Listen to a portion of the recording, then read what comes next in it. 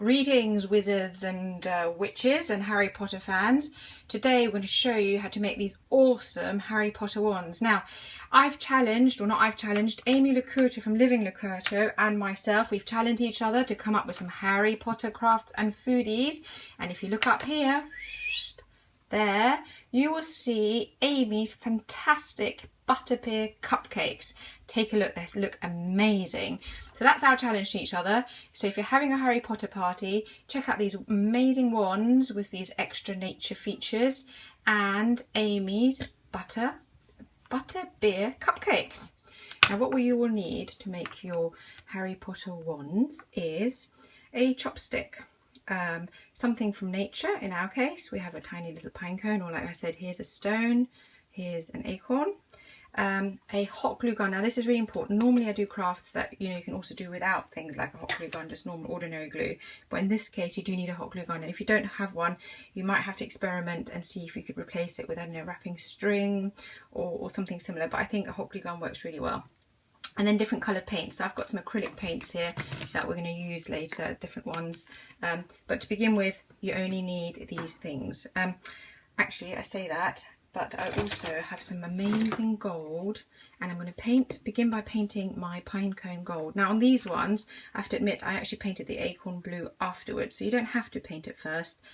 So, it's a choice thing. I just thought it might be a little bit easier.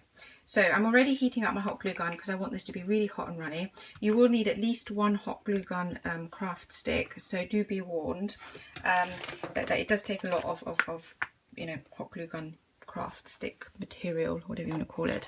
So we begin by painting your little pine cone gold. In my case, it depends what paints you can get hold of.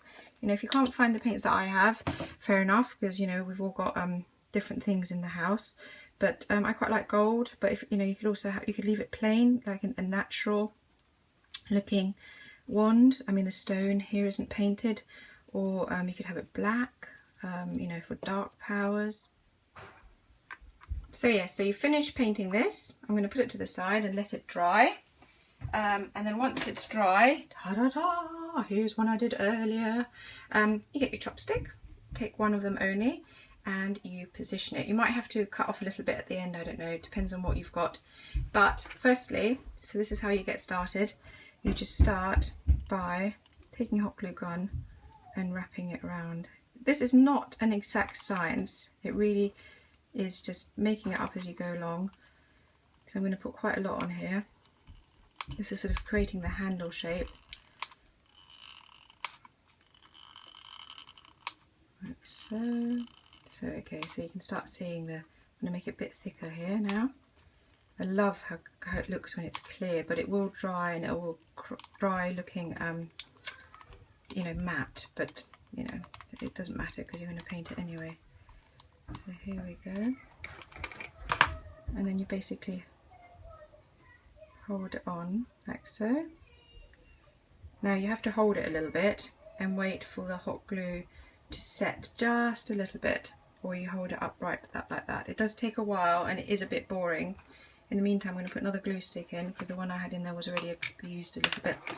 And you also need to add extra, I don't know if you can see it because I'm holding it, push it up. Don't worry if it falls over a little bit, the hot glue is hot for a while.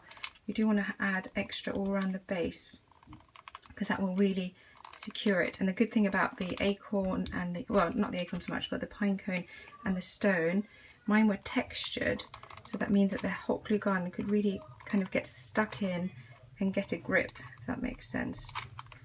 Right, I need to have, so now I'm going to just hold that in place for a couple of minutes. It will take a couple of minutes. It is a little bit boring, but it is totally worth the wait. And whilst that's doing it, I'm going to get my next stick in. So let's wait just a few minutes.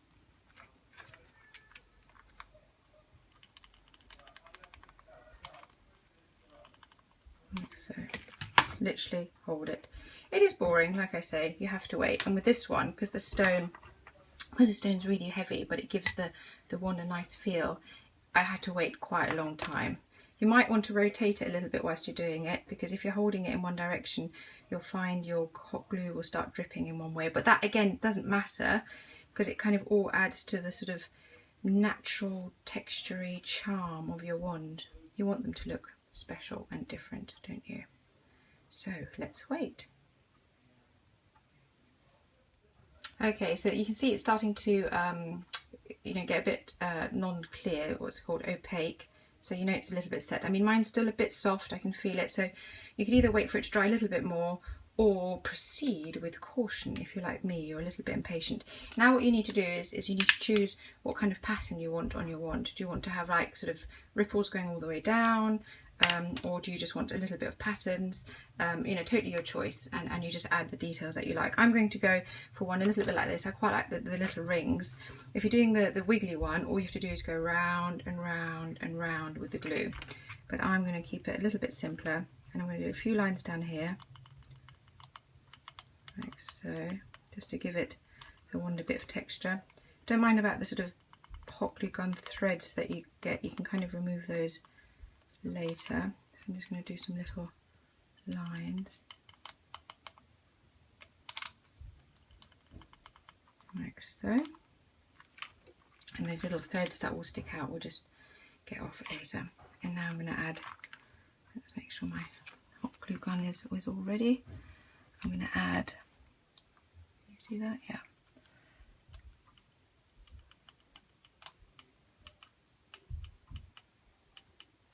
So I'm just squeezing a circle of glue all the way around, and I'm just twisting my chopstick as I go around, like so. If you're doing this with younger children who can't control the hot glue gun yet, that's fine. What you can do is you could prepare all the sticks and they could just paint them. But again, depends on what you want to do. So I'm going to put some more down here. Twisting it as I go around. And one more.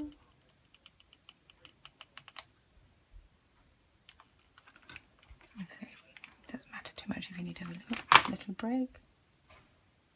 Get a little bit soft. And then once you've done that, you let it all cool fully before you start painting. So there we go.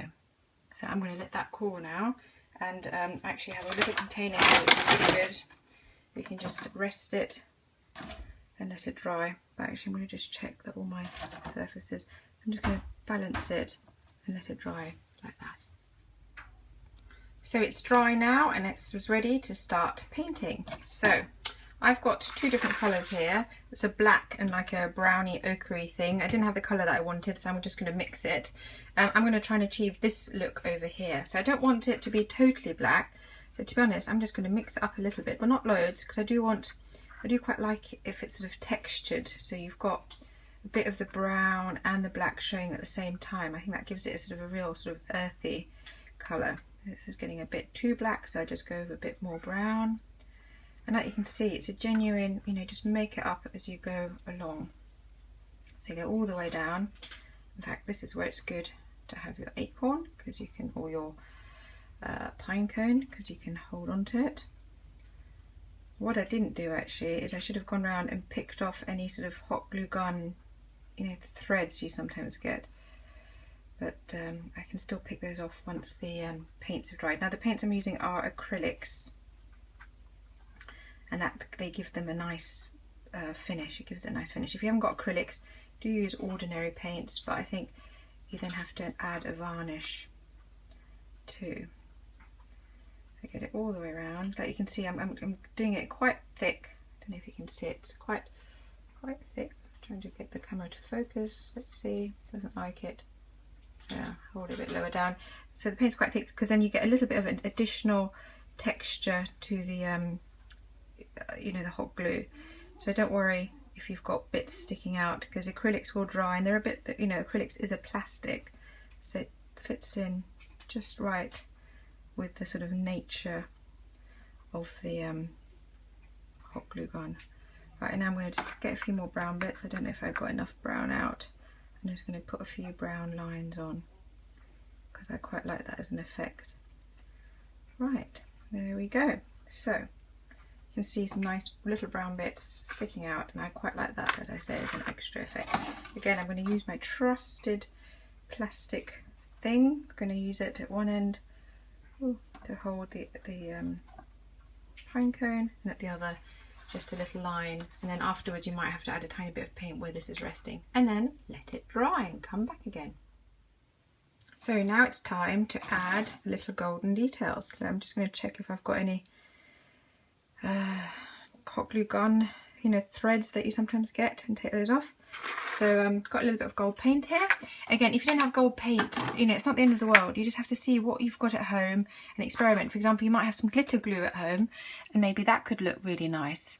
So really have a rummage around and see what you have, and then you can add little details like this. I think glitter glue could work quite well, actually. A little bit of silver glitter. So I'm just going to put some golden details on these little knobbly bits, and then I'm almost finished with my wand craft. On these ones I actually painted the acorn at this point as well. I hadn't painted it before, so I mean, it just depends on what you think might be easier for you. There we go. And you know, don't worry too much if you make a little mistake. You can always go over with some more paint, or you can, you know, it's part of the handcraftedness of a wand.